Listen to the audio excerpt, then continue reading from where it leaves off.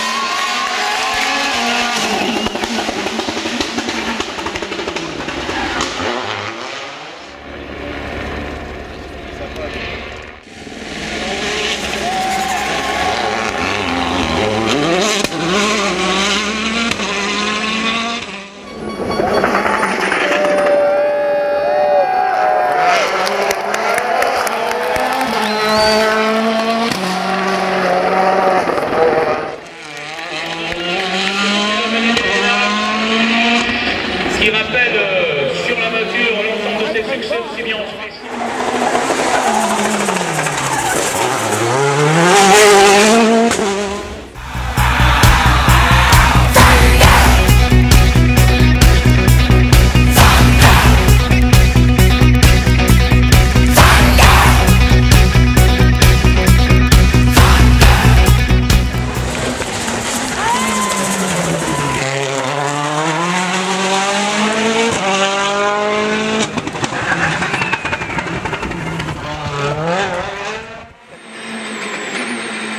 Et gauche.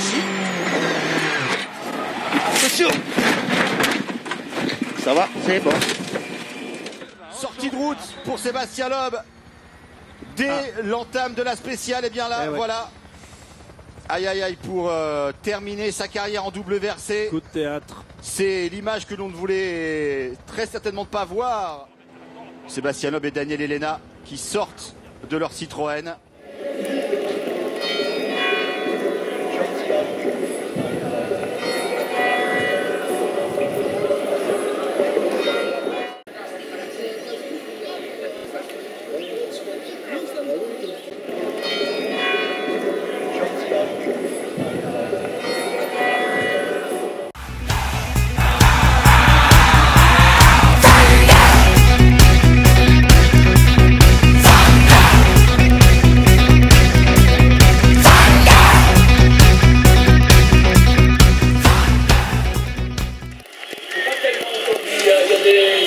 Il y a des supporters de Sébastien Loeb.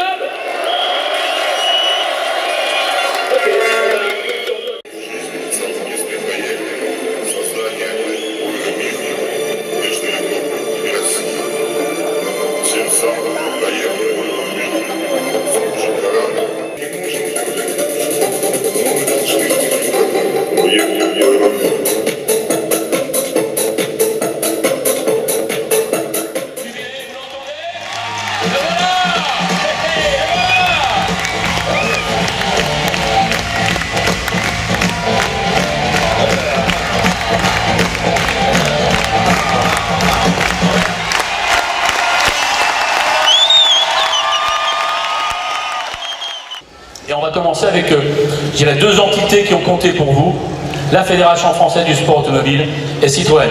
J'appelle monsieur Frédéric Banzé, monsieur Nicolas Deschaux, monsieur Yves Maton sur scène, s'il vous plaît. C'est clair que ma carrière a été jalonnée de plein d'événements. J'ai eu la chance de rencontrer les bonnes personnes au bon moment. La première, ça a été Dominique Heinz qui m'a mis le pied à l'étrier. Ensuite, Citroën m'a aidé à continuer. La fédération, par l'équipe de France, qui m'a permis de découvrir le championnat du monde, de prendre de l'expérience au début, de courir 5 manches en mondial avec des saxos, puis avec une Corolla WRC qui ont été mes premières courses avec une vraie voiture de... On va le voir, oui. Et l'histoire que tu as bâtie avec Citroën est incroyable en ayant marqué de ton empreinte le sport automobile et avec toi Citroën.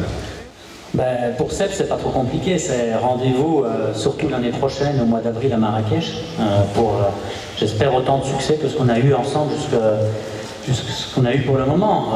Pour Daniel, c'est un peu plus compliqué, mais je voudrais quand même bien que de temps en temps, il vienne nous rejoindre derrière les stands.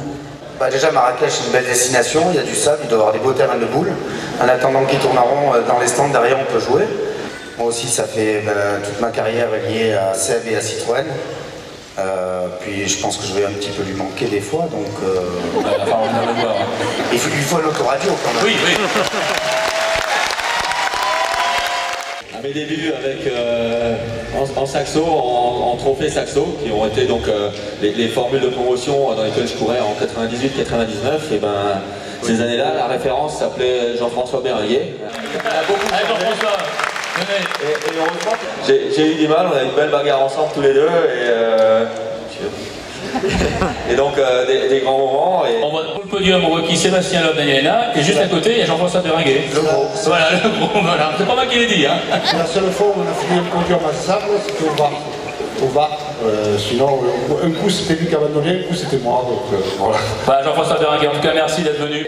On a gardé la surprise. Merci à Guy Fréquelin, hein, qui était aussi consultant avec nos camarades de Canal et de Sport Plus. Surtout ce jour-là, j'ai trouvé un jeune qui était passionné et qui savait déjà à l'époque exactement ce qu'il voulait.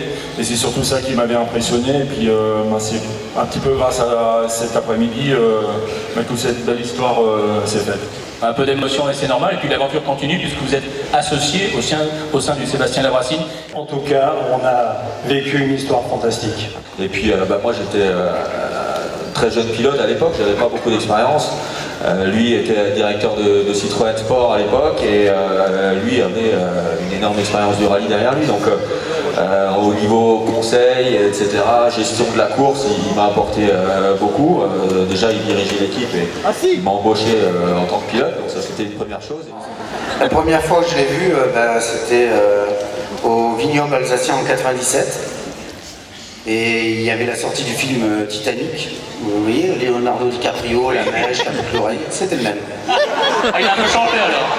Alors je l'avais surnommé Leonardo DiCarpaccio. Voilà. Ensuite, on est adversaires dans les formules de promotion. On a commencé à sympathiser au Charlemagne, au rallye de Maubeuge, après le rallye, avec mon côté jovial, donc vous pouvez imaginer ce qui s'est passé. Et donc, Cévennes 97, mon pilote Hervé Bernard a arrêté, son copilote aussi. Et toi, qu'est-ce que tu fais l'année prochaine? Je cherche un pilote. Et toi, un moins copilote? Et ben voilà.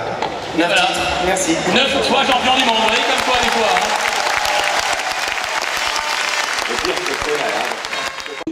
Donc oui, ça compte beaucoup pour moi. Ouais. Voilà, alors Séverine Loeb et Céline Hénin, que vous connaissez un tout petit peu, nous ont préparé une surprise. Elles vont arriver, parce que même vous n'êtes pas au courant, avec tous les amis que vous avez connus, petits, un peu plus grands, et il n'y a pas très longtemps, et qui sont là pour vous faire un dernier hommage. Séverine, si elle entend, et bien voilà, elle peut venir avec toute la bande des potes qui suivent, avec toute la famille. Voilà, c'est ça aussi. Daniel Hénin, Sébastien Loeb, Daniel, il y a Olivier Campana, votre pote qui est venu. Venez aussi, Michel Vanine est là, il y a beaucoup de gens, j'avais Pierre Lambert, Denis Jodin, Michel Vanine, merci Séverine, en tout cas merci parce qu'elle nous a beaucoup aidé pour organiser tout ça. Et voilà, tous les copains sont là, venez un petit peu, il y en a qui vont rester en bas.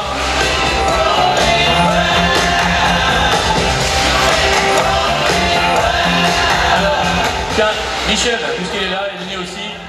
La dernière anecdote, c'est celle de ce matin en fait. Quand Seb me téléphone une heure après qu'il ait abandonné, il me dit franchement j'ai envie de faire une chose, c'est de venir à Agno impérativement parce qu'il y a plein de gens qui m'attendent, j'ai pas envie de les décevoir, il faut absolument que je vienne.